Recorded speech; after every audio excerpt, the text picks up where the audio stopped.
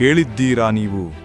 2000 ಮಹಿಳಾ ಸೈನ್ಯಕ್ಕೆ ನಾಯಕತ್ವ ವಹಿಸಿದ ವೀರರಾಣಿಯ ಕಥೆಯನ್ನು.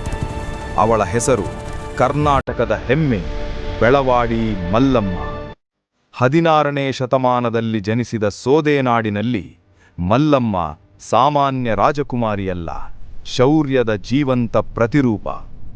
5 ವರ್ಷದ ವಯಸ್ಸಿನಿಂದಲೇ ವಿದ್ಯಾಭ್ಯಾಸ ಆರಂಭಿಸಿದಳು. ಶಾಸ್ತ್ರಗಳ ಜೊತೆಗೆ ಶಸ್ತ್ರಗಳಲ್ಲೂ ಅಪಾರ ಪರಿಣತಿ ಪಡೆದಳು. ಸ್ವಯಂವರದಲ್ಲಿ ಅವಳಿಟ್ಟ ಸವಾಲು ಇತಿಹಾಸದಲ್ಲೇ ಅಪರೂಪ. ನನ್ನ ವಯಸ್ಸಿಗಿಂತ 1 ಹೆಚ್ಚು ಹುಲಿಗಳನ್ನು ಬೇಟೆಯಾಡಬೇಕು. ಅದನ್ನು ಸಾಧಿಸಿದವನೇ ಅವಳ ಜೀವನ ಸಂಗಾತಿ. ಅವಳ ಆಡಳಿತದಲ್ಲಿ 160 ಗ್ರಾಮಗಳು ಸಮೃದ್ಧಿಯಾದವು. ಕೃಷಿ ಬೆಳೆಯಿತು, ವ್ಯಾಪಾರ ವೃದ್ಧಿಯಾಯಿತು, ಧರ್ಮ ಮತ್ತು ಗೌರವ ರಾಜ್ಯದ ಆಧಾರವಾದವು. ಆದರೆ ಇತಿಹಾಸ ಎಂದಿಗೂ ಮೌನವಾಗಿರುವುದಿಲ್ಲ. ಶಿವಾಜಿ ಮಹಾರಾಜರ ದಕ್ಷಿಣ ದಂಡಯಾತ್ರೆ ಬೆಳವಾಡಿ ಗಡಿ ತಲುಪಿತು. ಯುದ್ಧದ ಜ್ವಾಲೆ ಹೊತ್ತಿತು.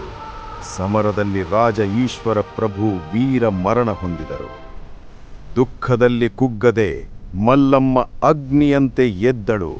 2000 ಮಹಿಳಾ ಸೈನಿಕರೊಂದಿಗೆ ಜೈ ವೀರಭದ್ರ ಎಂಬ ಘೋಷಣೆ ಗರ್ಜಿಸಿತು. 27 ದಿನಗಳ ಕಾಲ ಬೆಳವಾಡಿ ಕೋಟೆ ಅಪ್ರತಿಹತವಾಗಿ ನಿಂತಿತು. ಅವಳ ಶೌರ್ಯವನ್ನು ಎದುರಾಳಿಯು ಗೌರವಿಸಬೇಕಾಯಿತು.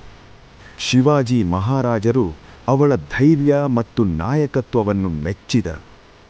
ಇಂದು ಬೆಳವಾಡಿ ನಿಶ್ಶಬ್ದವಾಗಿರಬಹುದು, ಆದರೆ ಮಲ್ಲಮ್ಮನ ಸಾಹಸಗಾಥೆ ಇನ್ನೂ ಕನ್ನಡ ನಾಡಿನಲ್ಲಿ ಗರ್ಜಿಸುತ್ತದೆ.